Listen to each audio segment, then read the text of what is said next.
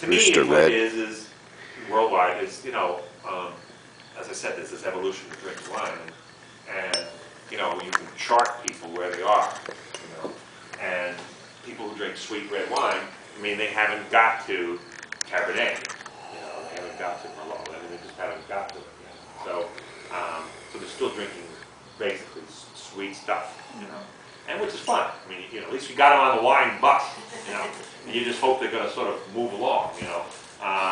But everybody's making these red wines. And I get a magazine called Wine Business Monthly. Do you get that? No, I don't think so. You got to get it. Because it's not a bullshit magazine. What it is it's for people in the trade, totally trade stuff. It's not for consumers, and it's what the heck is going on. You know, from a equipment standpoint, there's whole giant articles on yeast. Sometimes there's, I mean, really good magazine, great magazine. I mean, I read it all the time, and they track sales, you know, of varietals, styles, use of oak. No, you know, they track it all. I mean, incredible statistics that they have in there too. I mean, you'll love the magazine. But they track this sweet red, and it's just, you know, going through the roof. You know, and the bottom line is, you know, I mean, Charlie Thomas told me years and years and years ago. I mean, I said something to him about his wine, and I was just out of college, you know, finished a PhD, and he said to me, he says, "Well, you know, Gary, in the end, a farmer has to make money." And I kind of forgot that because you never teach that at Rutgers. So he always tells me, you know, people give me shit for making blueberry wine. He goes, "You see that new French oak? You know how I paid for it? Blueberry wine." You know. So the bottom line is, you got to make money. You know. And so if this is selling great, you know, I ain't gonna criticize it whatsoever, right? So it's just Jameson and. But how did you raise the sugar? Fructose. Yeah. Yeah, fructose. Okay.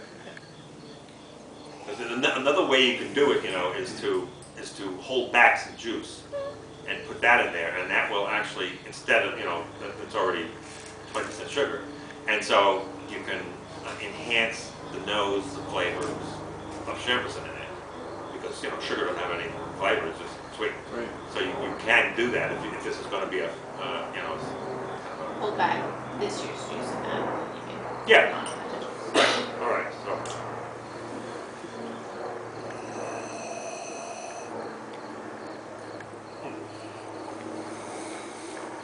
It smells much different to me than the Jameson. You know, like I was getting the white pepper. I'm not really getting as much in the white pepper, but it's pretty fruit, right? Strawberries, cherries, very pretty.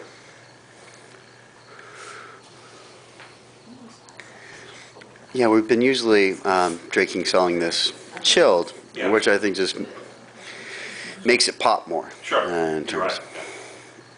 But it's pretty. It's nice in the mouth, not out of balance. Still has good acid. You know, a little tannin on the side. You know. Have you thought about making a rosé at all? Because that's going through the roof. Well, we do have a We blush. have a blush. Oh yeah, you do. Yeah, we didn't have it out here. It's sweet. Yeah, here. we're going to do that next year. It's sweet. We're Or? there next. Yeah, we're there next. Okay. Because the Oh, there it is. the trend is not sweet. A blush. The trend is dry rosé. Oh. And that's going through the roof, all through France, Spain, California, everything. And the neat thing about it too is if you have a tough year, a really tough wet year, what a lot of guys do is they'll go in and pick the red variety, maybe half of it. Go in and pick half, make a rosé out of it, and then if you've got, you know, it gives you a better chance of ripening the rest because you've taken half off. You're picking early. You know, We half off each plant, each. Yeah, You're picking exactly. early. Yeah, you got 10 clusters, you take 5 off. Each plant, half of it. And so as a result, you can make a rosé, and you should taste rosé. I mean, the quintessential rosé is Pavlis from southern France. It's gorgeous, you know, and it's all this no sweetness, but you know, it's not sweet. the Spanish ones are incredibly cheap. $7, $8, $9, fantastic ones.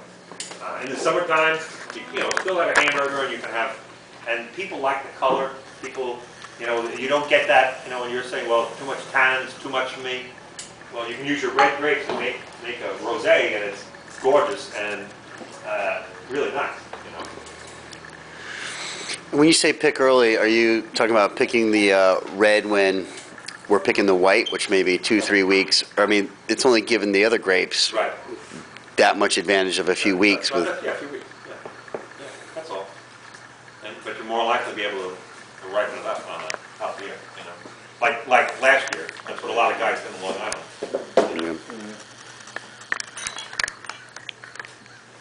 And also in Long Island, what they did was they made a Merlot rosé, Cabernet rosé, Cab rosé.